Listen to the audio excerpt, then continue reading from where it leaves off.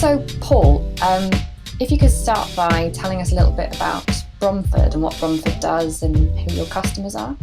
Yeah, sure. Bromford is a social enterprise providing affordable housing and specialist housing support services in the UK.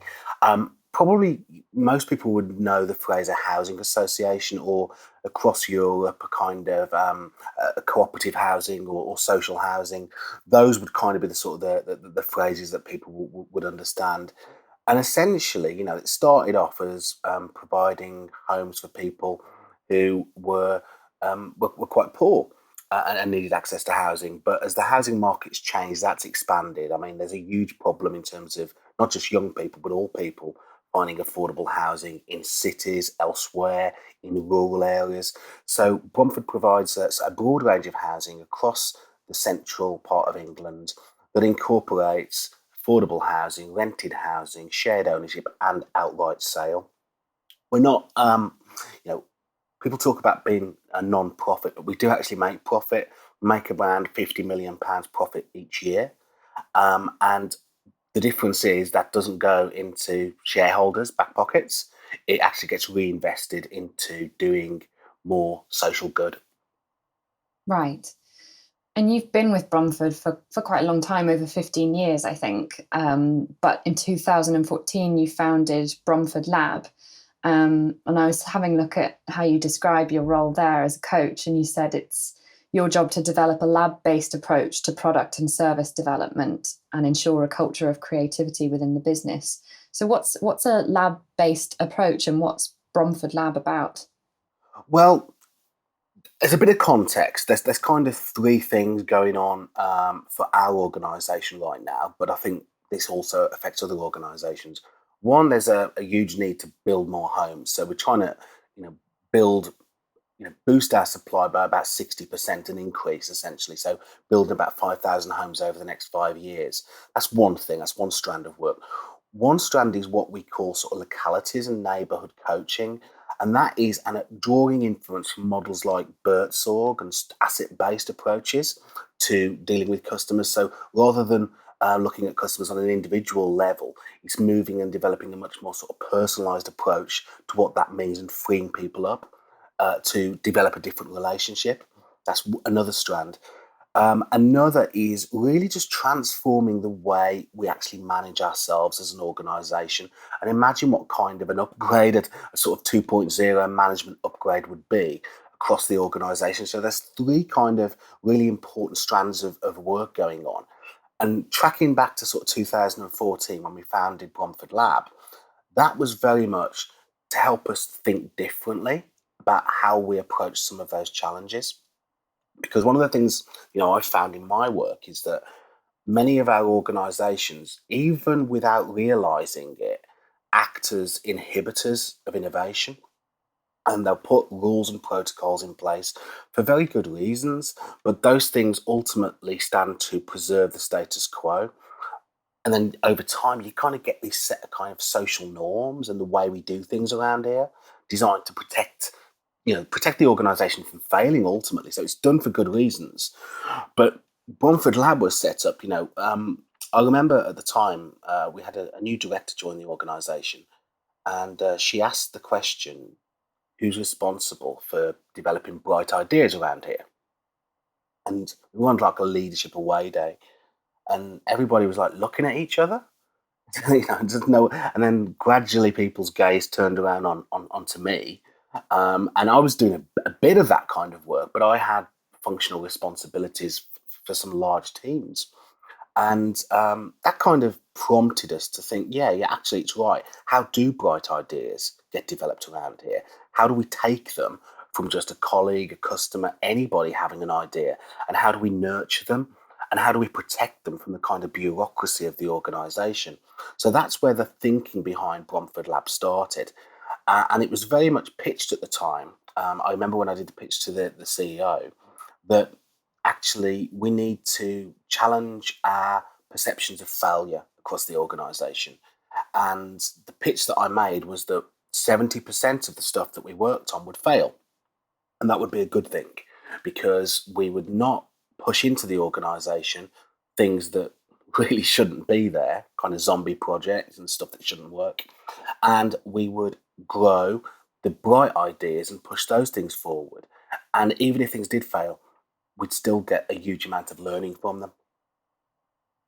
Yeah, that's a real paradigm shift, I think, for so many organizations that failure isn't something to be, that failures shouldn't be hidden. It's like all of the research that Amy Edmondson's done around psychological safety and effective teams, that the most effective teams at Google, for example, they found were the ones that made the most mistakes. And they were confused about that. Well, that can't be right. But then they realized actually it wasn't that they were making the most mistakes, it's that they were talking about them and then learning from them. And that was the difference, that the mistakes were happening in other teams anyway, but they were being buried. Absolutely, absolutely. And, um, with us as well, it's that getting into that mode of thinking about failure, as you say, as a positive, but also thinking about how what good failure looks like. So that bad failure, is you're harming, damaging relationships with customers. You're wasting a lot of money. You are damaging the reputation of the organisation. Good failure is that very, very early stage, quite purposeful failure. And that's what Google have excelled at, in that sense of actually it's not a bad thing because it's so safe, it's safe to fail. And that was the bit we wanted to shift on.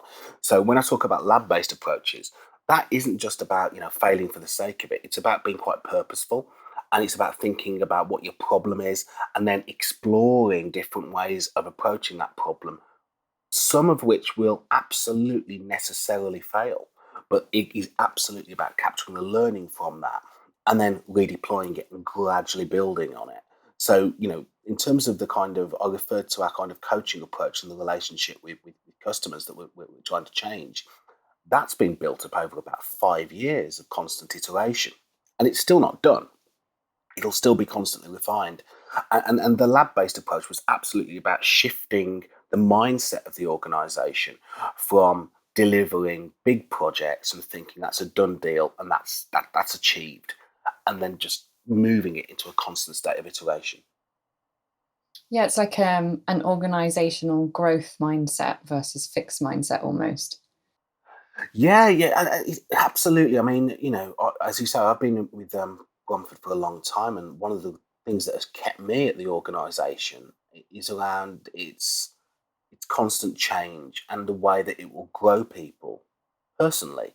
And I like to think about organisational change as very similar to kind of personal growth and personal development. And in terms of how we achieve things at work and how the world of work needs to ultimately change, it is absolutely around looking at those things as sort of long term change and constant flows rather than fixed term projects and finite budgets and all of those kind of things.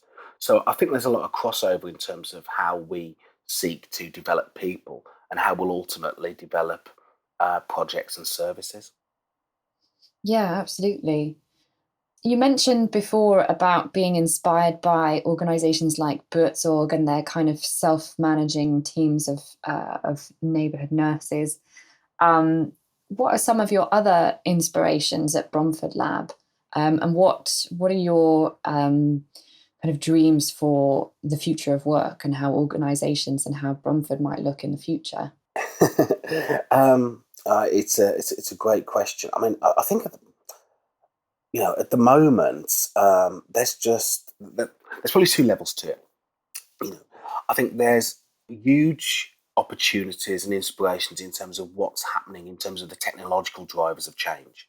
So the huge potential of automation and artificial intelligence, and thinking about how we can actually take some of those very mundane activities that we have to do in the world of work and actually take those away and free up people's innate capacity for creativity. So there's a whole stream of uh, inspiration around that. The whole use of kind of social networks to kind of share knowledge both internally and outside the organization. I think we're still in the very, very early days of that kind of stuff as well. If we just think, things like Twitter are only sort of 10 years old and everything, which sounds like a long time, but in terms of our use of it and how we use that to kind of harness and share knowledge, social networks are still at the formative stages, I think. And then kind of linked to that, collaboration tools and the way now that organizations can be speaking to anybody across the world, collaborating with different groups of customers, bringing people together to solve problems. At the moment, some of those things are still quite, it's not exactly frictionless yet. Making a Skype call is still sometimes beset by tech problems and everything. So we're still at the early stages of that. But in terms of the inspiration I'm drawing for kind of the opportunities to do things differently and to take problems and to bring groups of people together in new ways to solve those problems. That's where I get a lot of inspiration with. So things like Birdsong is just a manifestation of that. It's bringing different groups of people together to solve problems around a person or around a community. That's the first bit of inspiration.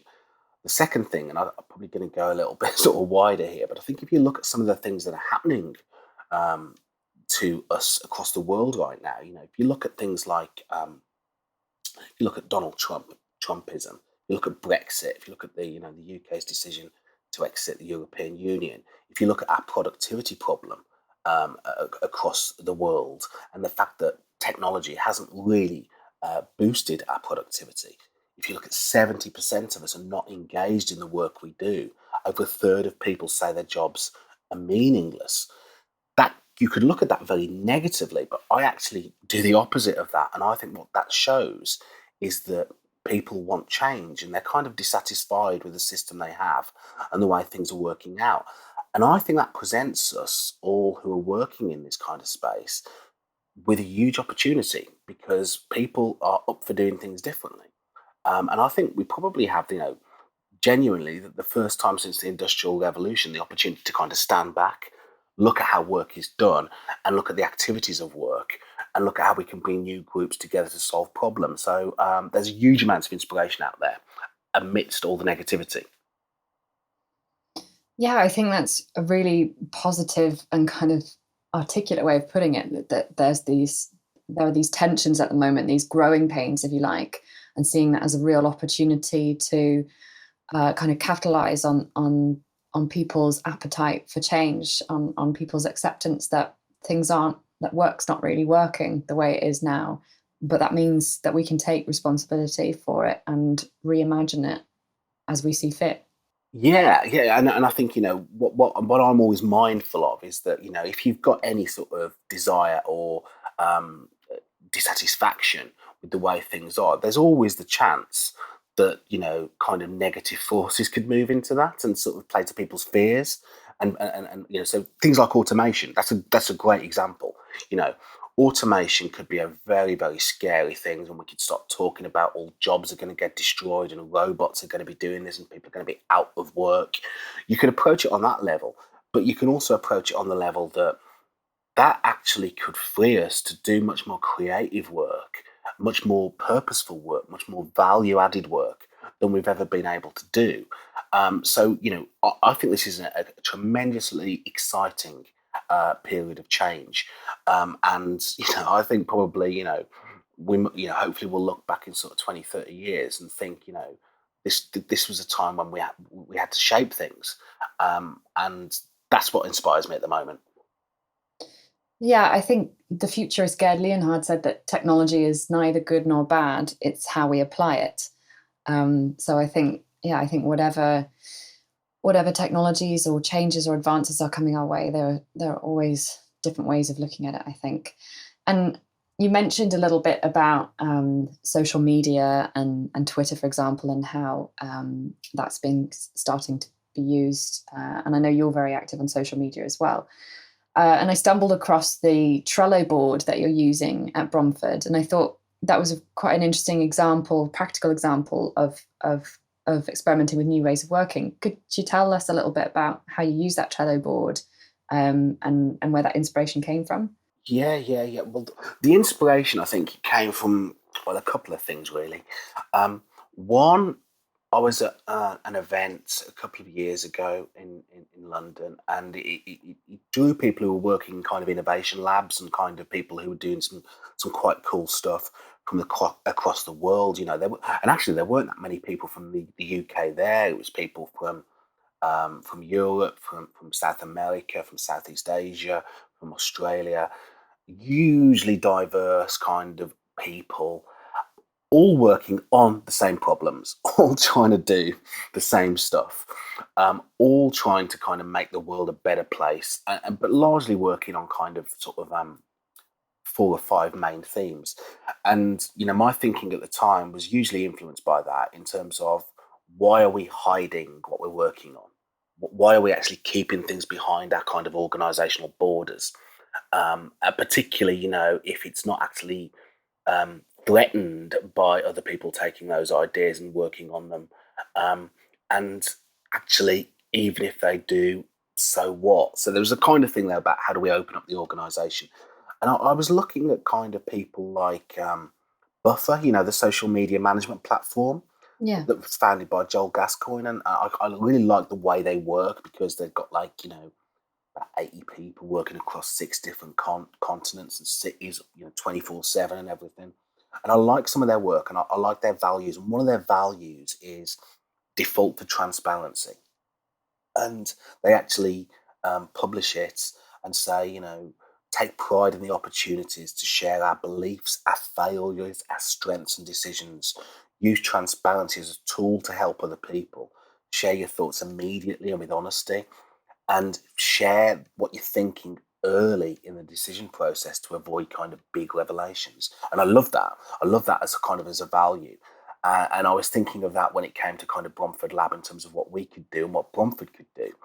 And so going back to Trello, which is just a way of stating what we're working on, what we wanted to do was just to say, look, we will work out loud. We'll share our work. We won't keep our best ideas to ourselves on the basis of they're just ideas.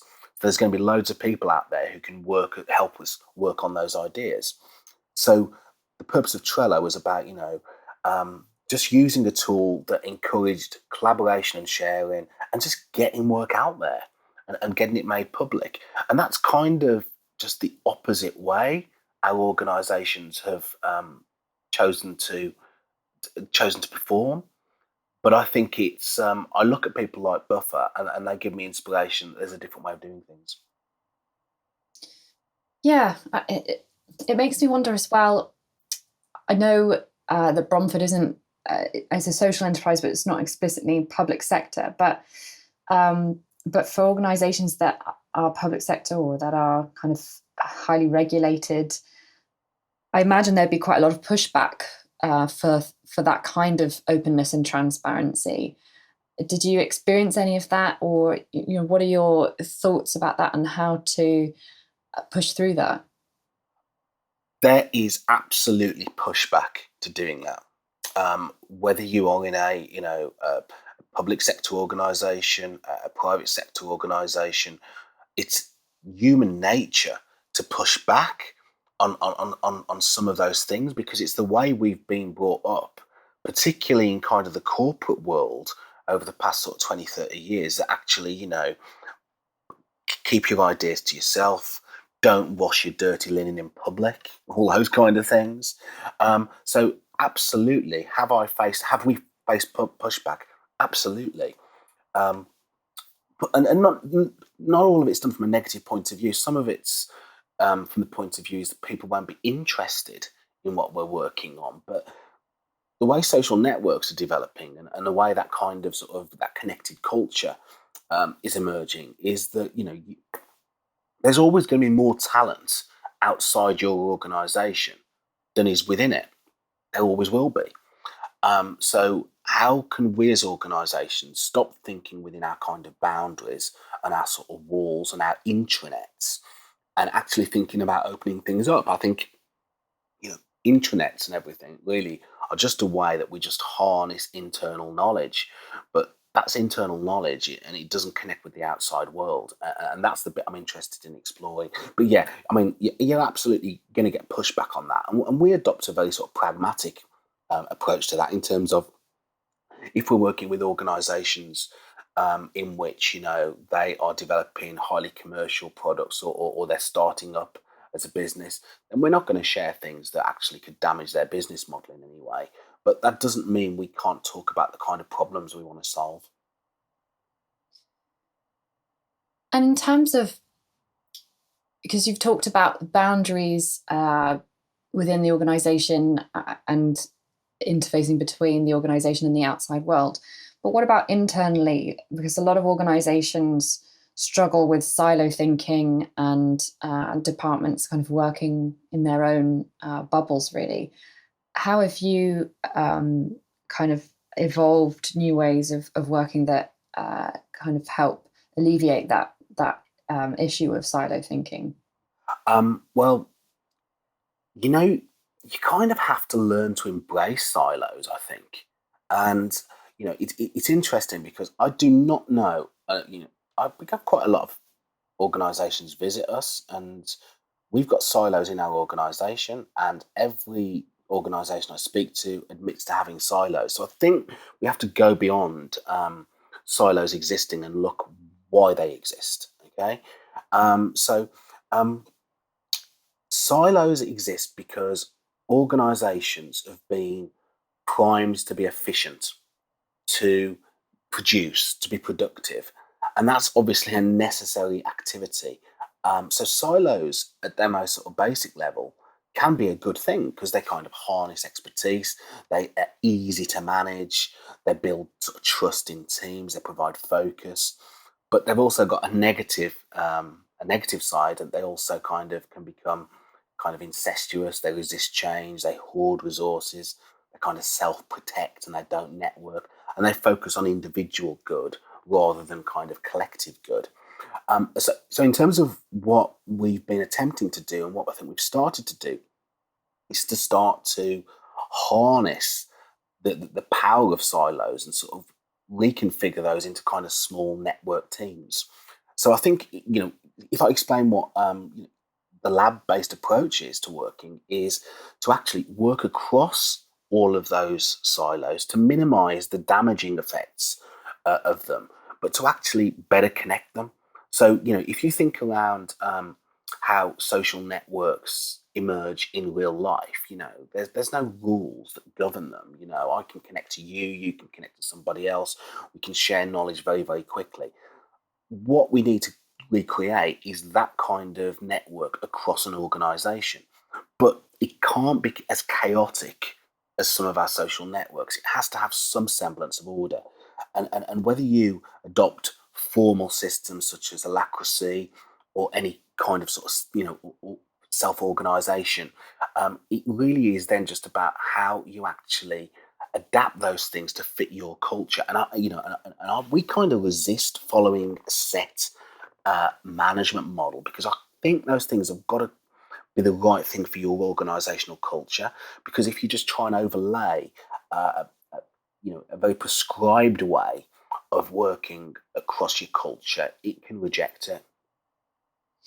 Yeah, I think that's a really good point. I'm definitely a believer that there's no one model to rule them all, or no one model that you can just use as a blueprint and lift off one organization and dump into your own. I think I'm a real believer that organizations finding their own way, I think there's so much learning in that. And even if you end up reinventing the wheel, it's your wheel. So I think there's definitely a value in that.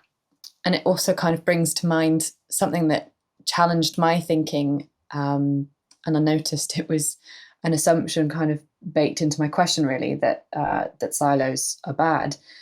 And your kind of correction almost, that it's kind of looking at, well, what purpose do they serve and why do they exist? So it's kind of moving away from this paradigm of it's like a problem to be solved, and more like it's a polarity to be managed. So you don't want to have, you don't want at one end of the kind of polar extremes, you don't want to have complete silo, inside darkened room, black box kind of thinking. But at the other end of the scale, if everything is open, if the default is, there are no boundaries or no kind of silos at all, then then that comes with its own disadvantages. So it's like finding the right balance and equilibrium that's right for your organization and your teams, and help it, and not enforcing one or the other. Yeah, absolutely. And I think, I kind of view it in terms of there's kind of sort of four sort of four sort of things here in terms of, like, you've got leadership on one hand, you've got kind of the desire for kind of self-directed work on the other, you've got efficiency at one level, and the opposite of that is exploration. And a lot of those things are kind of opposed. They're kind of different things. So, if you look at the desire for organizational efficiency, which is where silos come from, that is around actually not failing. That's about, high production values. That's about getting it right time after time. Exploration, on the other hand, and exploring some of the models that you discussed in your other podcasts, um, necessarily entail failure. And so it isn't about switching from one to the other. It's more, as you say, about, finding that balance, and that balance can shift over time. So it could depend in terms of, what's really important to the organization at that time. So I think there's kind of this model that we've got to explore that's much more kind of fluid than some of the kind of the set models of the past. Yeah, I think you've used like metaphors, and you've mentioned social media quite a lot. And I've been following you for a few years on social media, and I've followed your blogs, and you're very active on Twitter, and I can see that you're very well read and inspired by all sorts of sources and examples and stuff out there, and you go to conferences, and you're learning a lot, clearly. But for people who aren't on social media, who don't go to conferences and learning programs and things like that, and I think probably that's a huge population of people and organizations in the world. What can we do to connect to that group, do you think? Well, I mean, there's a few things there. I think first of all, it's a huge leadership challenge, I think, in terms of promoting, the value of social networks as part of learning and development. If you look at way, organizations approach learning and development at the moment, a lot of it is still very kind of one to one, even moving from kind of training courses to online courses where it's me learning something from the organization or imparting some knowledge back, which I think is, um, a kind of old model that we need to sort of move forward from, in terms of now, we've got to harness the kind of power of networks, and the social media thing. Just to go back to that, I think is interesting in terms of. I was at a conference the other day. It wasn't. It was that kind of outside of my sector, and it was very obvious that virtually nobody was using social media as part of their learning at their conference. So nobody was kind of tweeting or on any kind of network that I could see. However, when I asked the question about, do you use social networks, everybody did, and it was a very diverse audience in terms of age. So people are using those kind of networks in their personal lives. What they still haven't always done is transfer those into their work lives, and that's where there's a huge, opportunity for leadership to promote that that isn't a bad thing to do. That's about bringing the kind of the opportunities we found in our personal lives into the world of work. You're absolutely right. We've got to connect those people better, because if we're not doing that, we are we're wasting resources. Essentially, we're missing opportunities. Um, so, you know, this kind of relates, but I'm a huge fan of the book Team of Teams by Stanley McChrystal, Mm. and I'm sure some of your listeners have read that book. But for those that haven't, in that book, he talks about taking command of the Joint Special Operations Task Force in Iraq, and essentially he quickly realised that sort of kind of conventional tactics were failing. And although the Allied forces had a huge advantage in sort of numbers, they had loads more resources, they had better technology, they were better trained. They were no match for Al Qaeda at the time in terms of that they were much more adaptable and much more network. And what he found is that the problem wasn't one of capability, but of interoperability. It was, basically each time they gathered valuable intelligence as part of the Allied forces, it took weeks for the data to be distributed. The information had to flow through silos. It was up a chain of command. It had to go through hierarchy. So what you'd got was like loads of teams of individual experts, but actually way armed and trained beyond the capabilities of their foe. And they're all meeting their individual objectives. But at the time, Al Qaeda were winning. And what he talks about was how they had to build a kind of shared consciousness through a creation of a network of teams that encouraged like agile interaction, embedding data at a very local level, conducting kind of daily status calls that didn't follow the kind of the hierarchy. And he comes up with this thing about, it takes a network to defeat a network. But applying that to our organizations, where it's not about defeating things, when we talked about that kind of silo culture, we need to move from those efficient silos by boosting the interactive capacity of small network teams. So when answering your question about merging those two things, if we can bring that capacity of social networks and their ability to do that and their ability to disseminate information very quickly across our organizations, I think we will just untap resources we didn't even know we had. So you're absolutely right in your central question of, how do we bring those people on board? It's got to be one of the prime focuses of leadership. Yeah, I'm a big fan of that book too, and I think we've talked. That's been a theme, I think, of this conversation so far about kind of radical transparency in order to empower people and connect teams, this kind of team of teams and networks and things like that. But on the subject of leadership, one kind of conversation that I'm always really interested in is the conversation of, do we need managers at all? And what is the future of leadership? Will management be part of that? And I saw you'd written a post called "Why Do We Still Need Managers?" So what are your thoughts? Okay. Well, I think let's have a look at organizational complexity and the difficulty of getting things done with organization has gone up almost sixfold since the 50s.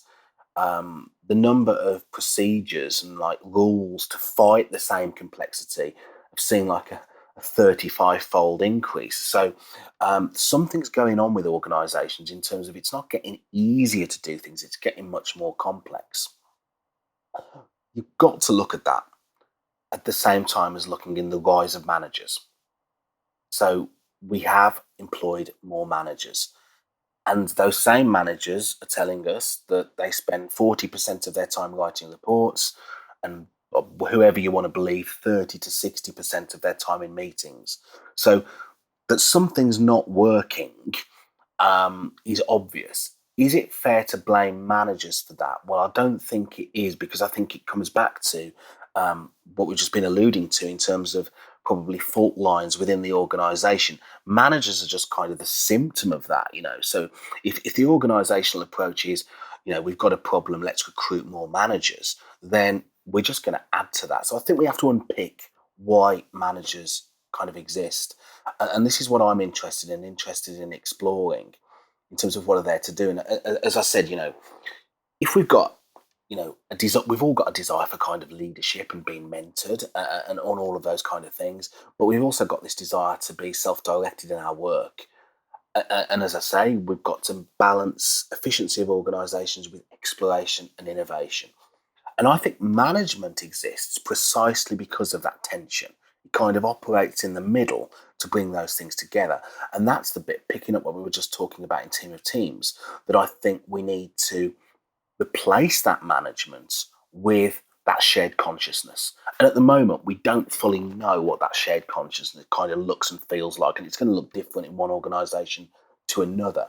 But, where I'm kind of sort of going with this is that I've been doing some work on this, particularly over the last sort of 12 months, that if an organisation gets its strategy right and establishes really strong values and principles based on that strategy, And it embeds those kind of principles in really effective automated processes so that the kind of heavy lifting work's kind of being done automatically. And then it empowers people to come together and solve problems when they do arise. And it doesn't restrict that to individual teams and silos. And ultimately, it trusts people to do the kind of the right thing in situations where they need to depart from the script. Then if you put all that together, you don't need managers because it becomes a kind of self-managing. Now, I know I've just kind of painted a vision of perfection there, and doing any one of those things is quite a difficult thing. But I think we have to look absolutely why managers need to exist, and they're largely existing in terms of our current form because it's a throwback to the industrial age of efficiency and growth and production, and that's very different to where a lot of our organisations are right now. Yeah, it strikes me that it's a little bit like a systems thinking approach, that in quite a few of the things you're saying, you're talking about not, don't just throw the baby out with the bathwater, or, destroy things or think in terms of that's good, that's bad, but ask, why does it exist? What purpose was it designed to serve? And then kind of explore, is it still serving the purpose it was originally designed to serve? What would your advice be to listeners who are interested in their own lab-based approach to developing, exploring new ways of working in their organization? What would a starting point be, in your opinion, from your experience? Yeah, I mean, I probably took, before we did the lab-based approach, I probably took about 18 months visiting a load of organizations and getting to, and you're talking about sort of, multinational, huge organizations, right down to kind of small, local, community-based organizations, looking at the way they worked and the way they kind of developed ideas. And it's funny, because it is less about, you know, it's less about kind of the way they innovate and more about their sort of the way they work and the way they sort of adopt ideas. And the conclusion I came to is we could start this really small and really simply.